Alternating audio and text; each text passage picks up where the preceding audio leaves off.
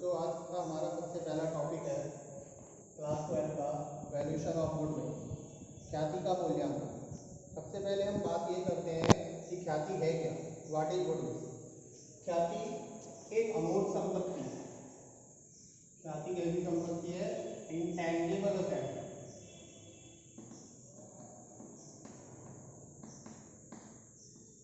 जो दिखाई नहीं देती। अमूर्त संपत्ति होने के कारण ये दिखाई नहीं देती है, लेकिन फिर भी आर्थिक चिट्ठे के संपत्ति पक्ष में दिखाई जाती है।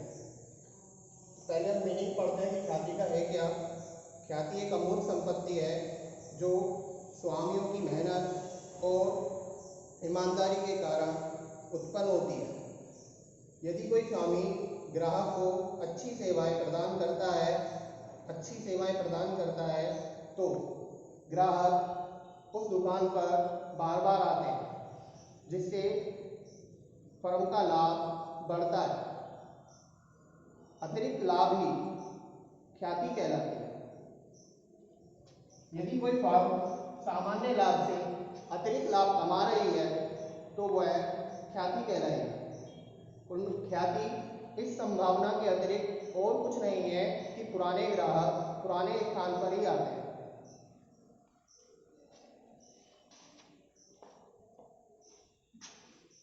बात करते हैं कि ख्याति के मूल्यांकन की आवश्यकता।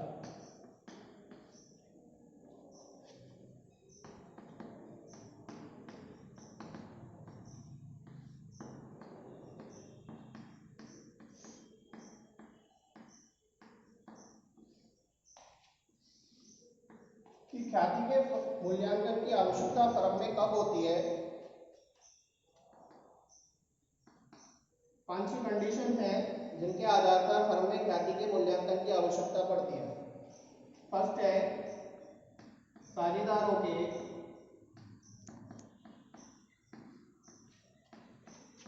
लाभ विभाजन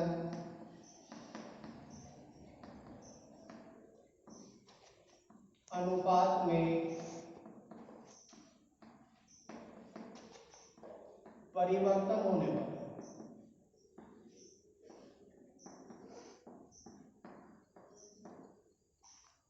सेकेंड,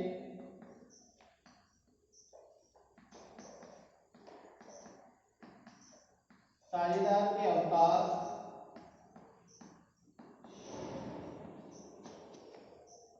या मृत्यु होने पर। थर्ड, किसी नए साझेदार के प्रवेश पर। नंबर 4, किसी फर्म के बेचे जाने पर। 5, साझेदारी फर्म का कंपनी में परिवर्तन होने पर।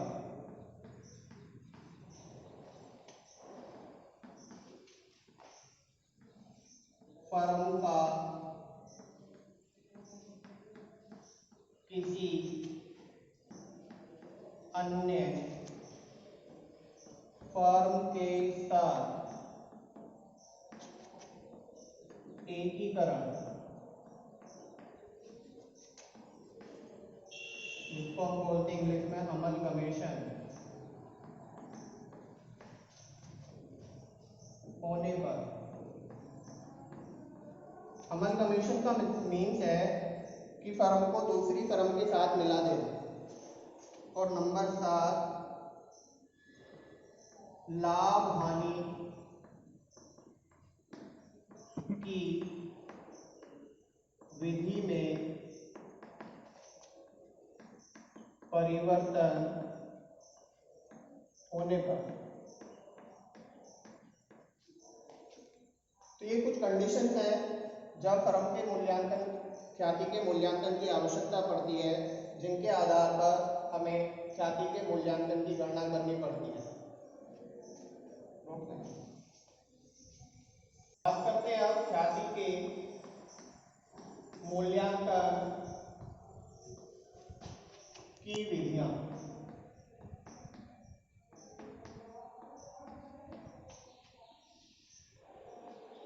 Method for valuation of goodwill की ख्याति के मूल्यांकन की विधियां कौन कौन सी हैं। इन विधियों के माध्यम से हम ख्याति के मूल्यांकन की गणना कर सकते हैं।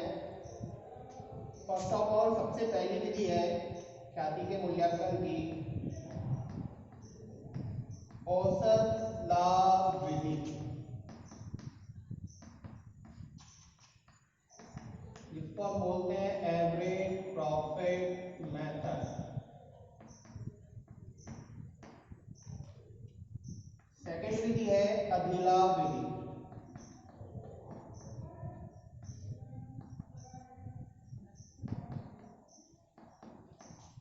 जिसको हम बोलते हैं सुपर प्रॉफिट मेथड।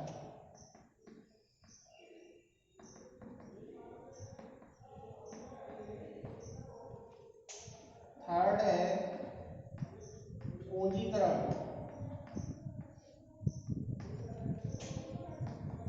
विधि, जिसको हम बोलते हैं कैपिटलाइजेशन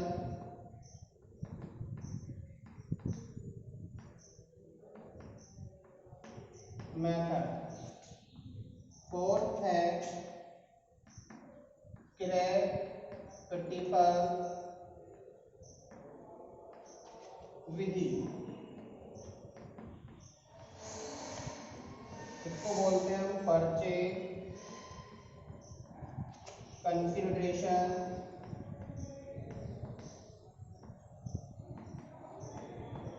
मेथड। और फिफ्थ है हमारी वार्षिकी विधि,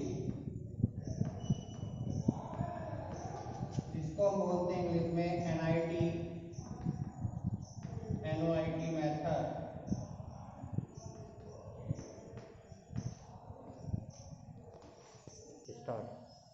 आज हम सबसे पहले पहली विधि की बात करने जा रहे हैं कि औसत लाभ विधि के द्वारा ख्याति का मूल्यांकन कैसे किया जाता है। औसत लाभ विधि के अंदर ख्याति के ज्ञात करने की दो विधियां हैं।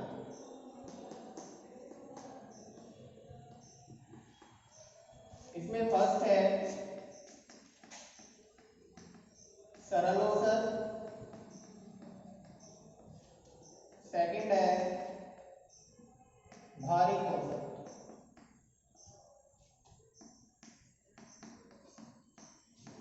जिसको हम बोलते हैं इंग्लिश में पहले को सिंपल एवरेज और सेकंड वाले को हम बोलते हैं weighted average.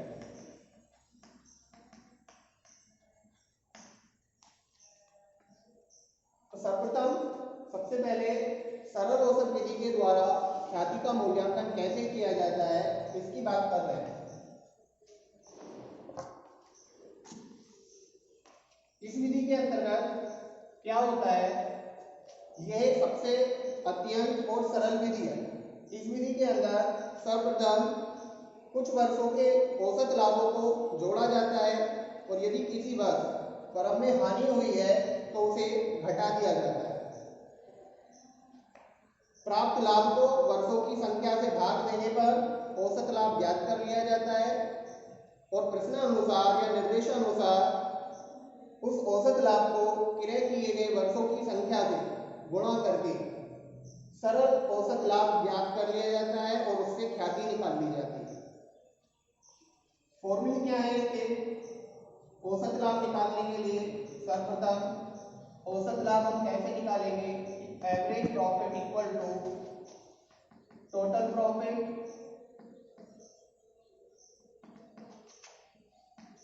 For the year divide by total number of year.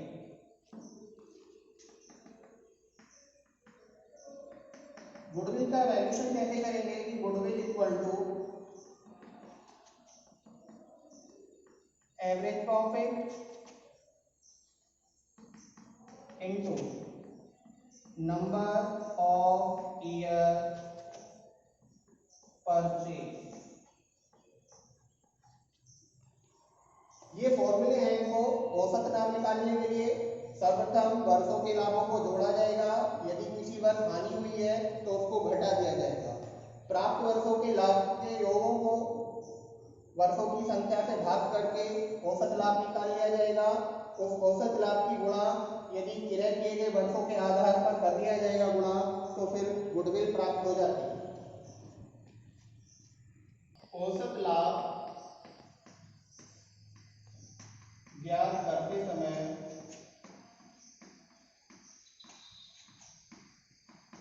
निम्न समायोजन कर लेने चाहिए।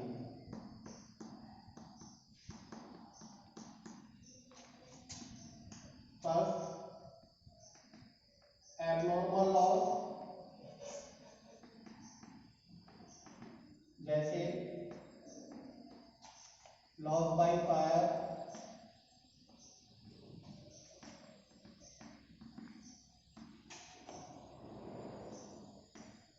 लॉस बाय थेफ्ट,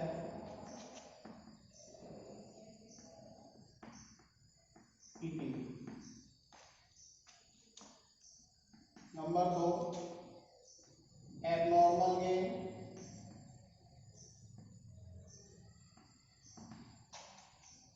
जैसे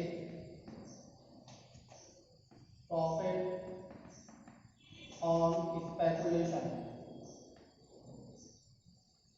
स्पेकुलेशन से मीन है सट्टा, सट्टे द्वारा लाभ, क्योंकि ये ऐसा लाभ है जो वर्तमान में तो प्राप्त हो रहा है लेकिन इन फ्यूचर भविष्य में इसकी कोई प्राप्त होने की संभावना नहीं है।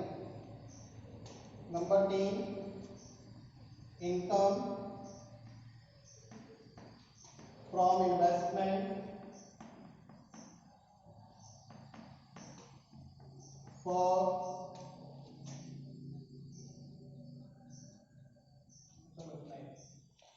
ये ऐसे लाभ या हानियां हैं जिनको औसत लाभ ज्ञात करते समय ध्यान में रखना चाहिए। और नंबर 4 है इनको रिम्यूनरेशन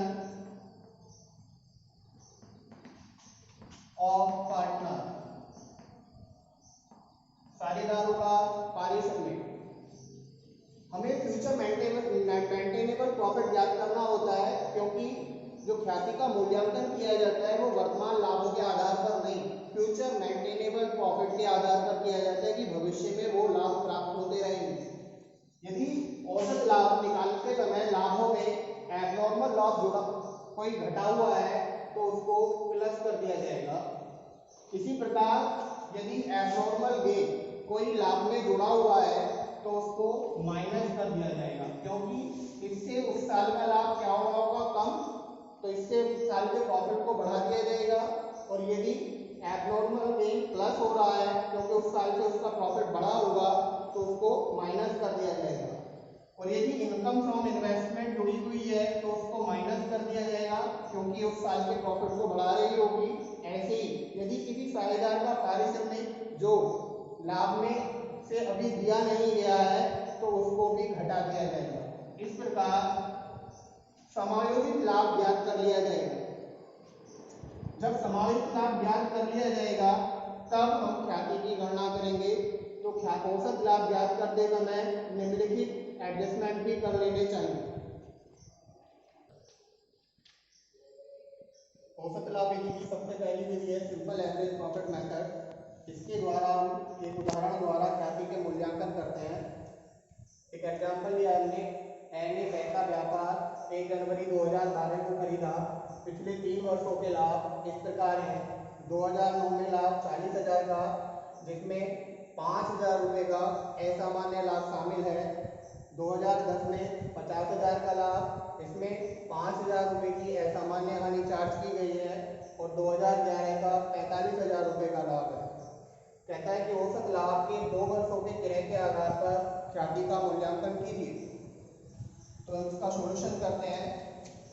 2009, 2010, 2011। इसमें प्रॉफिट दिया है 2009 का 40,000, 10 में दिया है 50,000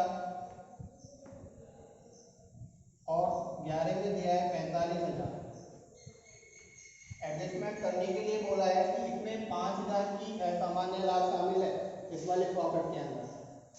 तो इस प्रॉफिट में 5,000 रुपये असामान्य लाभ शामिल है जो पिछले वर्ष तो प्राप्त हुआ होगा जिस साल ये लाभ हुआ है, लेकिन भविष्य में इसकी कोई प्राप्त होने की संभावना नहीं है। इसलिए फ्यूचर मेंटेनेबल जो प्रॉफिट रहेगा वो इस साल का 35,000 रहेगा, क्योंकि यह इस साल के लाभ में जुड़ा हुआ है। 2010 में 50,000 का प्रॉफिट है, लेकिन कहता है इसमें 5,000 रुपये की असामान्य हानि चार्ज की गई है, एबनॉर्मल लॉस। ऐसी हानि जो उस साल तो हुई लेकिन भविष्य में कोई इसकी होने की संभावना नहीं है। 50,000 के जो लाभ में असामान्य हानि जो जुड़ी घटी हुई है ये तब है जब हमने 50,000 रुपये का लाभ प्राप्त किया। तो अगर देखें तो इस साल का प्रॉफिट हमारा 5,000 प्लस होगा, क्योंकि ये 5,000 से घटा रखा है। तो इस साल का प्रॉफिट हो जाएगा हमारा 55,000 रुपये और तीसरे साल का प्रॉफिट हमारा 45 है ही। तो हम एवरेज प्रॉफिट निकालते हैं कि एवरेज प्रॉफिट क्या होगा कि average profit equal to total profit बटे नंबर ऑफ ईयर। इन प्रॉफिट को हम जोड़ लेंगे। 35,000 प्लस 55,000 प्लस 45,000 डिवाइड बाई 3। इन सबको अगर जोड़ा जा रहा है तो 55 45 हो गया 1 लाख और 35,000 तो 1,35,000 डिवाइड बाई 3 तो ये आता है 45,000 रुपये। तो हमारा औसत लाभ निकल कर आया 45,000 रुपये। और गुडविल निकालने का फॉर्मूला है हमारा कि goodwill equal to average profit into number of year purchase. Question में बोला गया है कि औसत लाभ के 2 वर्षों के क्रय के आधार पर औसत लाभ हम निकाल चुके हैं 45,000 रुपये।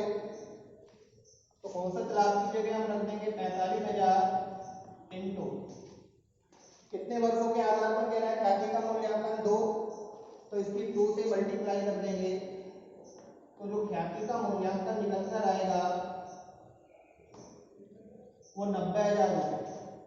इस प्रकार इस विधि के द्वारा जो ख्याति का मूल्य हुआ वो 90,000 रुपये हुआ।